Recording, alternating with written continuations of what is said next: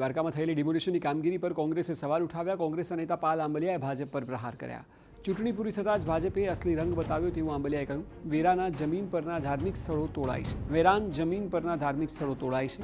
કિંમતી જમીનો પર બુલડોઝર કેમ નથી ફરતું? દ્વારકામાં ભાજપ નેતાઓએ ગેરકાયદે બંગલા, ઓફિસો તમામ ઊભી કરી છે। દ્વારકામાં ભાજપના નેતાઓએ કરોડોની જમીન પણ પચાવી પાડી છે।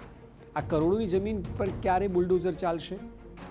જો સરકારમાં હિંમત હોય તો પહેલાં ભાજપના નેતાઓના ગેરકાયદે બંગલા, ઓફિસોને પાર્કિંગ પર ડિમોલિશન કરે તેવો પડકાર ફેંકવામાં આવ્યો।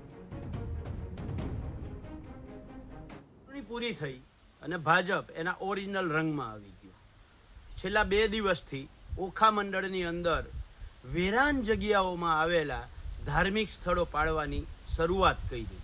ધર્મ, લોકોની આસ્થા સાથે જો સરકારી જગ્યાની કિંમત જ મહત્વની હોય, સરકારી જગ્યા જ મહત્વની હોય તો દ્વારકા શહેરની અંદર ભાજપના નેતાઓની ઓફિસો, દુકાનો, બંગલાઓ, પાર્કિંગો, હોટલો બધું જ ગેરકાયદેસર છે, સરકારી જમીન ઉપર છે, એને કેમ પાડવામાં નથી આવતું?